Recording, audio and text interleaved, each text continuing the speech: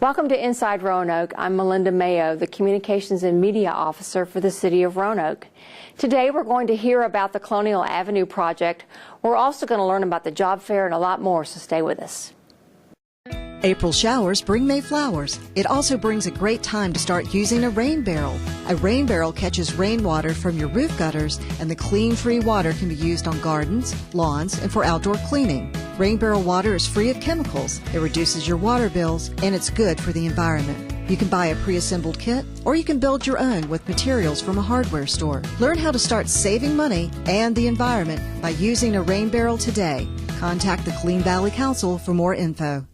3 facts about lead poisoning. Just a few particles of dust from lead-based paint are enough to poison a child. Lead from deteriorating paint can be found in the soil around the home and in older playgrounds.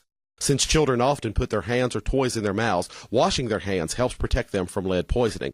Lead poisoning affects over 1 million children today. Find out when your home, school, and daycare center was built. If it was before 1978, it probably contains lead-based paint. Contact Lead Safe Roanoke at 853-5682 for more information. Welcome back. My guest is Wayne Leftwich. Wayne is the senior city planner with the City of Roanoke. And Wayne, we want to talk about the Oak Grove Center study. That's starting up. Roanoke County and the city are kind of partnering together. Talk about how that's going to work for this study. Well, the county has initiated this plan, and because this area overlaps with the city, they asked us to be involved. And so we're partnering with them, holding meetings, getting public input, helping with surveys, and helping to create a plan for this area. So what's the objective of the plan? Well, we're looking at the area along 419, north of where Grandin Road meets it, all the way up to Kagi Village. Okay. And the goal is to look at how people use this area and how will it change over the next 20 years. Okay, and so what sort of input do you want? You're having some community meetings. What kind of things do you want to hear from the public? We're asking people how do they use the area now? Are there places they go? Are there other places they'd like to go? How would they like to see it change to better suit their needs and how they use the area? And I know we've had a couple of meetings in March for input. Are we planning some more opportunities for that kind of thing? That's correct. We are going to ask people to come back out in May. We have 2 meetings. We have a Saturday, May 19th meeting from 9 a.m. to noon, and a Thursday, May 24th meeting from 4 p.m. to 7 p.m. Both of those meetings will be at the Oak Grove Church of the Brethren right there on McVitie Road.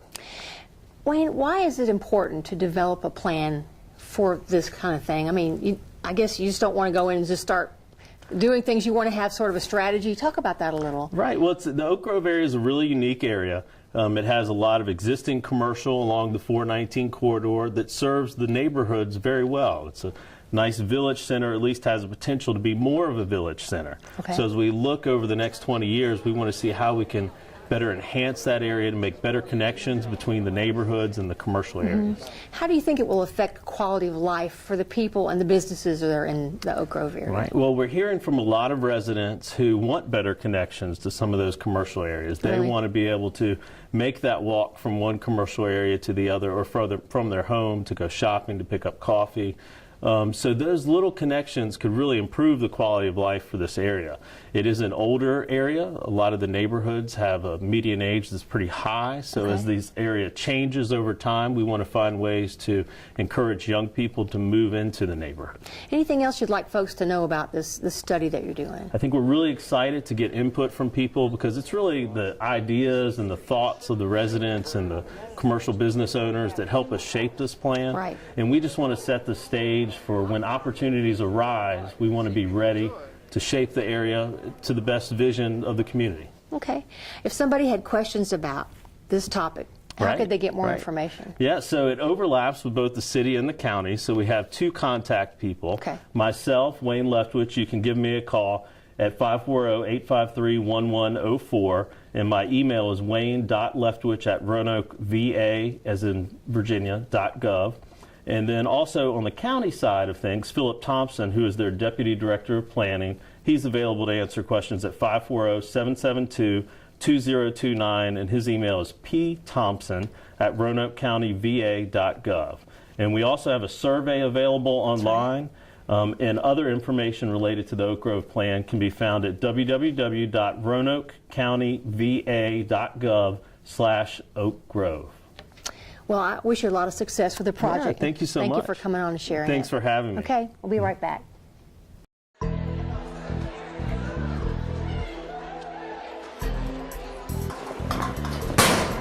What's up, punk? Send those books home for. They ain't gonna help you on the streets. To study? Yeah, man, you need Jordan Crew, aka the Cobra. Yeah, ain't nobody messing with the Cobra. I mean, I don't know. I kind of want to go to college. Nah, man. I mean, we're just having some fun. Nobody in our gang gets caught anyway. Well, I guess sure. All right.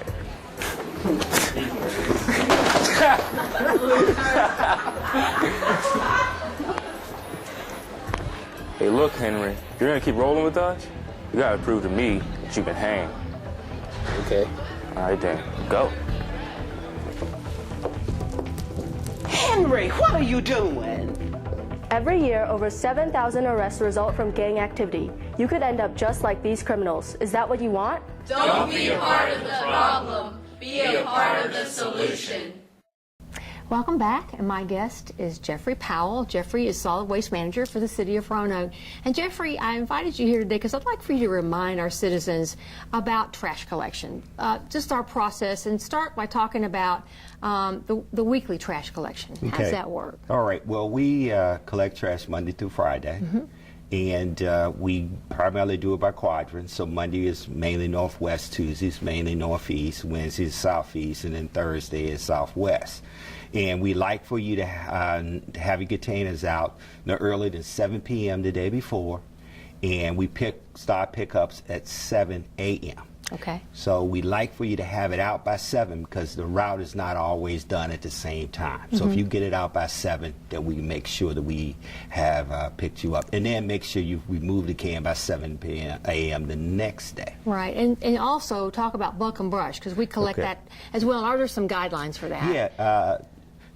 The bulk and brush is picked up every week the same day as your collection. Okay. And you can put small bundles inside your big blue container. Loose and large materials should be placed on the ground out in front of your residence, not in the alleyways. And we just pick it up there every day. Okay. All right, now, single stream recycling. We also do that. We've been doing that for a few years. Anything people need to be aware of as far as the recycling?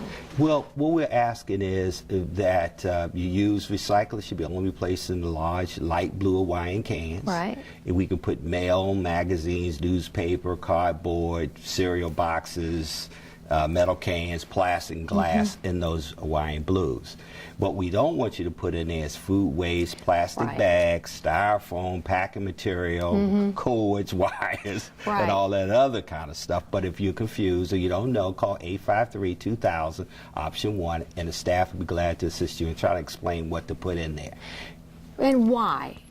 What's the why behind that? The why is that we send it to a recycling firm who cleans the material. If the material is contaminated, they reject it. Okay. And we end up actually paying Melinda twice for the material, once at the recycling center, and then one when it goes over the tipping scales at RVRA. Okay. So we need you to have it in correctly the first time.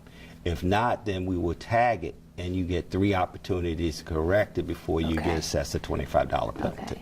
But if you help us, it will keep our costs down and will keep our service as is now. And that's very important. Yes. Now, if a holiday falls on like a Monday, how does that affect trash collection? Okay, well, if it falls on a Monday, what we call it is a slide day. So if you're a Monday collection in the Northwest, you would be a Tuesday. And then a Tuesday's Wednesday, and then a Wednesday's Thursday, and then Thursday's Friday. So that's pretty much how we set it up. But if you're confused, which it happens, call 853-2000 and hit option 1, and we'll be glad to assist you or go onto the website. So every time we have a Monday holiday, we do that delayed collection. 1 day collection behind.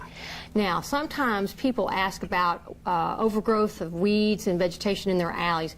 Who's responsible for clearing that out? Make that clear for us. Okay, it is responsibility of the homeowner per the ordinance. So you're responsible for clearing up to 12 feet. So if you got hangover in the alley, it's your responsibility to trim back the trees and to clear. Now, Housing Community Development enforces those regulations, but we'd ask everybody to help with that as well. And household hazardous waste, what's the process for disposing of that?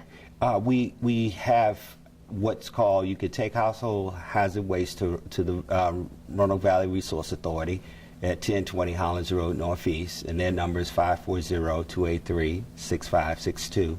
And they take aerosol paint cans, latex paint, acid, automobile batteries on a daily basis. So basically, you just take it out there as a city resident, show them your address, your ID, and you can just drop it off. Now, every month, on the third Saturday each month, they have what is called, I call it Household Waste Day, where they take cleaning products, indoor pesticides, batteries, a whole slew of items, and that's on the RVRA net site, and everybody should go in to take a look at that, because that's pretty great. That's the best way to get rid of that hazardous. Right, right. Anything else that you want folks to know about solid waste? Well, yes, that we've been noticing along some of the major corridors that we're having exceptional amount of speeding around our trucks, making unsafe acts. So we asked folks if they would be gracious enough to slow down, especially on major thoroughfares, to allow us to collect the trash without, you know, speeding and cutting in and out behind the truck and before the truck, because it just makes it dangerous and it makes it unsafe. Also, we ask that you do return your container. Don't leave it out in the middle of the road and all that. Right, that you pull it back in, that on disposal of prescription drugs, that you remove it from the container, crush them up, mix it with catalytic coffee, and put it in a plastic bag and put it in your Big Blue. Or put it in a baggie and place it in your Big Blue. We just ask that you not put them down the drain, not unless it says so. So we want to make a focus on that, because I know with the opioid, there's a lot of folks paying a lot of attention to the fact of how to dispose correctly of those. Same thing, Melinda, with syringes and needles and Sharpies. Use a rigid container with a screw on top, felt pen label with a warning. Place it in your dark blue container. Make sure there's a screw on top. So that so it's sealed, and we'll take those as well. If someone has wants information or has questions, what's the best way for citizens to contact you all and get in touch with you? We have a couple of sites where you can go to, as well as you can go to solid waste at RoanokeVirginia.gov. You can, use Recycling Coach app. You can export schedules online. You can set up reminders on which days you can do, and always call us at 853-2000, option 1. Option 1. Great. Well, thank you. I think it's very helpful for everybody to hear that again. And we'll hope you come back soon. Thank you very much. We'll be right back. A lot of times, especially if they're injecting, they'll have track marks, they'll have needle marks on their arms. A lot of them will have extreme weight loss. They have an inability to focus on a task or schoolwork and complete things like they normally might have been able to do before. Those are some of the big things. They like to sleep a lot and just mainly be alone, and they're kind of acting different than they were prior to starting the use of heroin. The Municipal Volunteer Program is designed with a focus on community outreach to encourage citizens to participate in local government. Serving as a volunteer will not only enhance your knowledge about the city, but also enrich your life and greatly benefit your community. Volunteer as an individual or with a group, every week or once a year. Whatever your skills and interests, there's an opportunity for you. If you're interested in becoming a volunteer, please complete an application by logging on to RoanokeVA.gov/MVP or calling 853-1801. Welcome back, and my guest is Priscilla Sigilnik, and she is project manager for the Colonial Avenue project. Priscilla, start by telling us, why is this project being done?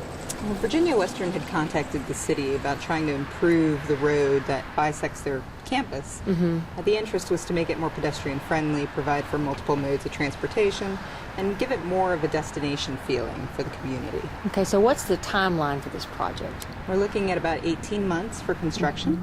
Okay, and funding, and so it's always a big deal. Where are we going to get the money to do it? Well, luckily we were able to partner with Virginia Western to lobby for funding through the federal government and state government. So we have a lot of federal grants and state grants we're juggling that'll cover the cost for the bulk of the project. So there's some city funding as well. Okay.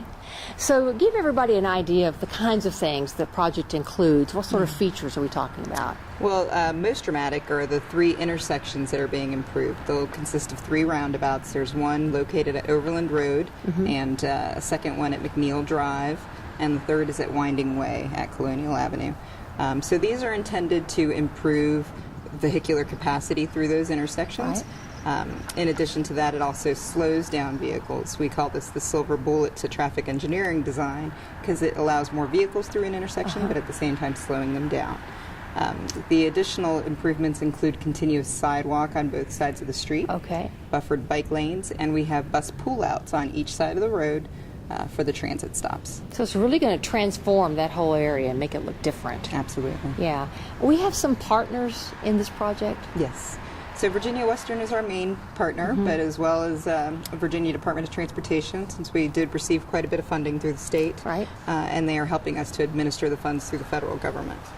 And if you don't mind, just tell us a little bit about the stakeholders, the people who are going to be most affected by this project. Well, folks who commute along that corridor will obviously feel it the most during the course of construction. However, on the outset, once it's done, I think everybody will agree that it was quite the improvement and necessary for the area. And the kinds of impacts we're hoping, positive things, what are those things that we're trying to accomplish with the project? So we are trying to improve the capacity through the intersections. There is quite a bit of a backing up into the intersections down towards towers. So that will improve with the roundabouts. That allows more vehicles to get through that intersection. We are looking at roundabouts as a traffic calming measure because it slows down vehicles. When you do have an incident inside a roundabout, it happens at a far reduced velocity. Really? Yes, so that means fewer injuries, far less fatalities. So really looking at safety as an improvement for the corridor. Yeah, just to make it a safer area to drive in. And you've got the students and everybody coming through that area. And then once you provide the sidewalks, you provide continuous sidewalks, so you have those other users that are it becomes accessible to additional users. Yeah. And as you said, kind of a destination place as opposed to just a place you drive through. Correct. Yeah. Why do we do projects like this? I mean, why are they important to the city? Well, the streetscapes just in themselves provide that sense of destination, that you've arrived somewhere. The community college itself is a very large component of our community. So we do want to highlight the importance of that educational corridor. We have Fishburne Elementary located there as well, which is one of our elementary schools in the city. So it really is a focus, an educational focus. Well, if somebody had questions about the project, I'm sure people can be driving by and seeing all the work done. How do they get that information? Well, they can contact me directly. They can email me at priscilla.sigelnik@roanokeva.gov. You can find my information via the website. You can also call our main office, 540-853-2731. It's really exciting. I can't wait to see it when it's finished. Yes, it'll look great. Thank you. We'll be right back. Want to learn how to manage your money better, save for that car or dream home, or be able to bounce back from bad credit mistakes? Bank On Roanoke Valley can help. Bank On works with local banks, credit unions, and local governments to offer free classes at local libraries in our community.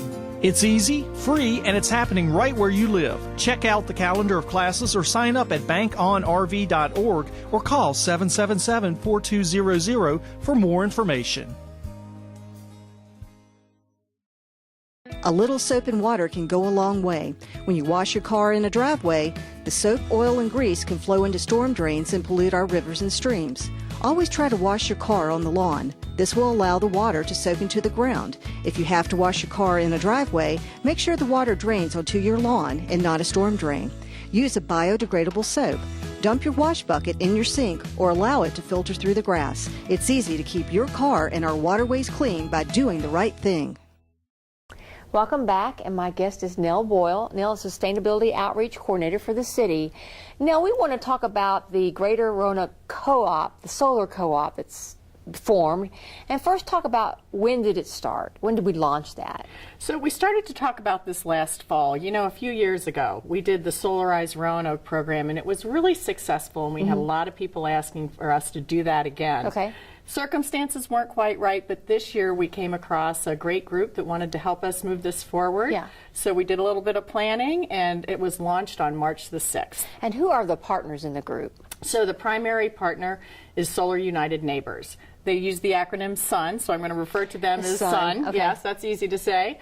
But the SUN group came to us and said, look, we have a really good comprehensive program for residential solar and small businesses. Okay. And we think we've got all the tools together, and we think we have everything lined up in a way that it makes solar really easy to do. So they showed us the program, and we talked about maybe who else we'd like to include. And so we decided to talk to Roanoke County, Botetourt County, the City of Salem, and also Montgomery County. So we could expand the program a little bit and make the benefits available to a lot of people. Right. And then finally, we have Virginia Clean Cities, which is a local nonprofit, and they are focused on cleaning up the air in the Virginia area. So they're all about solar. Right. Well, tell us more about how the co-op helps people with solar. What exactly do they do? So the strongest thing that they offer us is wonderful tools and resources. If you go to their website, you'll see that there are all sorts of different things that whether you already have solar, whether you're interested in purchasing solar, or maybe you're just starting to think about it. There's a newsletter, or you're an advocate. You want to, you maybe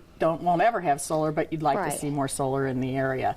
So they provide all these tools through the website, and also community meetings. And they will actually get the group together that will pick the products, pick the installers, sort of, get the whole program together. And that's a group of citizens, and they'll coordinate that group of citizens. So if somebody's watching today and they want to join the co-op, how would they do that? So you go to Solar United Neighbors, click on the Virginia page. There's a place where you can sign up for the newsletter, and then there's a place you can sign up to be a member. And if you're a member, that means you're probably really focused on trying to purchase solar at this time.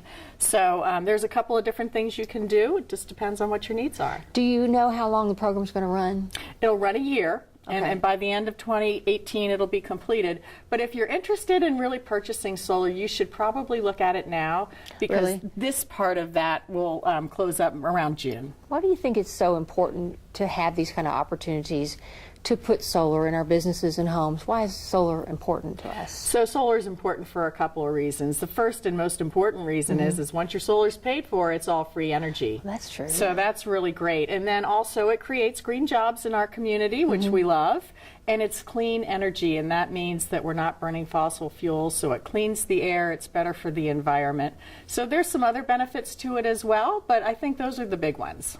So if someone had questions, give us like the contact information and websites. How do they get it? So if you go to solarunitedneighbors.org, that's where you can find the best information. But if you'd like to contact me directly, I'm happy to answer any questions that I can. It's nell.boyle@roanokeva.gov. Well, it sounds like a great program, and I hope everybody will take advantage of it. Super excited. Thanks. Okay, we'll be right back. Thank you. Keeping Roanoke streets clean and attractive takes a lot of work. The city welcomes your help. Community organizations, businesses, and individuals can volunteer through the Adopt a Street program to adopt a specific street in the city. Participants agree to clean up their location 4 times a year for 2 years. To find out more, contact the City of Roanoke's Transportation Division at 853-5837 or the Municipal Volunteer Coordinator at 853-1801, or send an email to mvp@roanokeva.gov.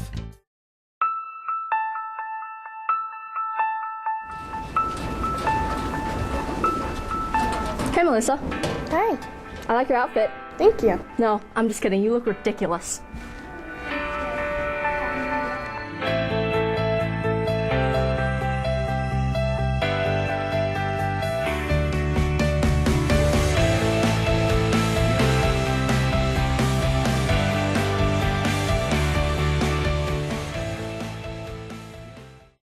Welcome back, and my guest is Lisa Soltis, and Lisa's with the city's Economic Development Department. Right. And we're here to talk about the Spring Career and Lifestyle Fair. Start by telling us when and where this event's going to happen. So, Melinda, the event takes place on Tuesday, May the 1st, at the Berglund Center in the Special Events Hall. Okay. It starts at 9 o'clock in the morning and it ends at 1:30. We would like to give people time through the lunchtime to be able to stop by if they're interested in seeking a position. Yeah, so the purpose of the fair is? Well, the purpose of the fair is to allow individuals to come in and learn about job opportunities, lifestyle opportunities, volunteerism.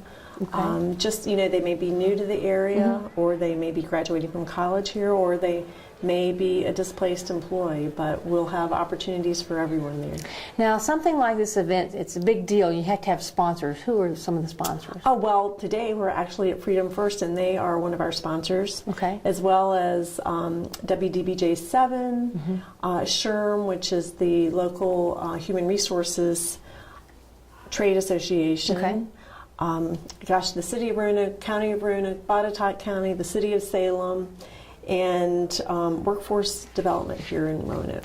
So if I'm attending this event, what kind of things should I expect to see there? What takes place? Well, when you walk in, you're going to first register at the door. Okay. We like to get the name and the email address of individuals that are attending, just so we can keep them up to date on other events that we're having. Right.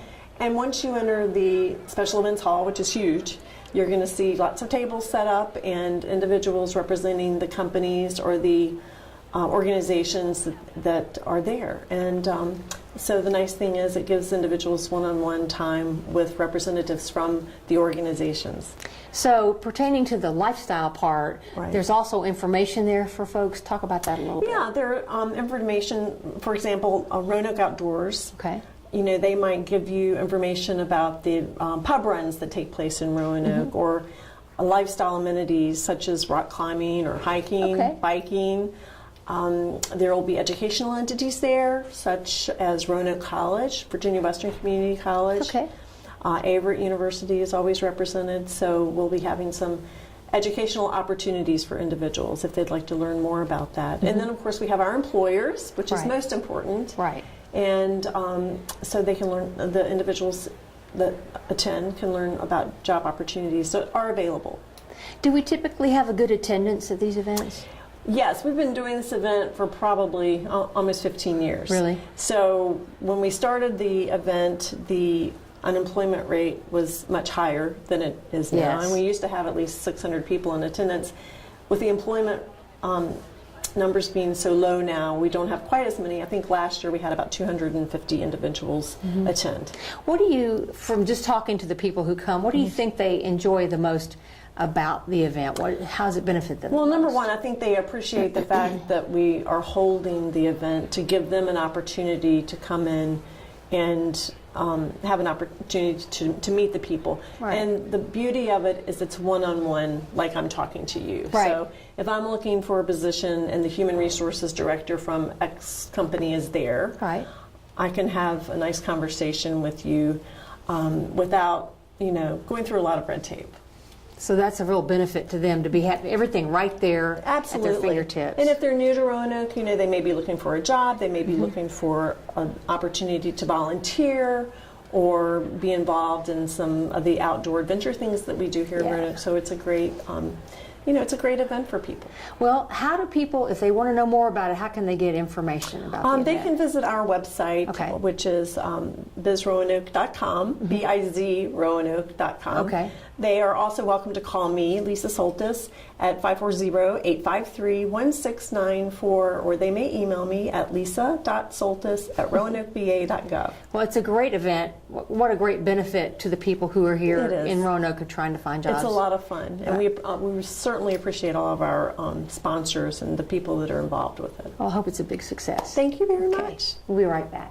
Thank you. If you would like to adopt a pet, did you know that you can also go to the RCACP website and their Facebook page to look at pets for adoption?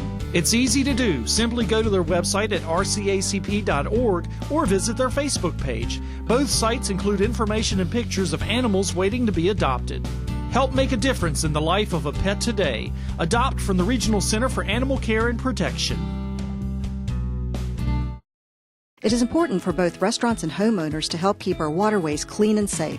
Never pour cooking oil or grease into sinks, parking lots, or streets. The oil and grease can enter our waterways through storm drains. Always try to recycle the oil and grease or put it into the trash. If you have a spill, clean it up by using a drying agent like cat litter. Never hose down spills. Keep dumpster and trash can lids closed. Restaurants should clean floor mats and garbage cans in a mop sink. It's easy to keep our waterways clean by doing the right thing. We hope you've enjoyed this month's show. We'll see you next time on Inside Roanoke.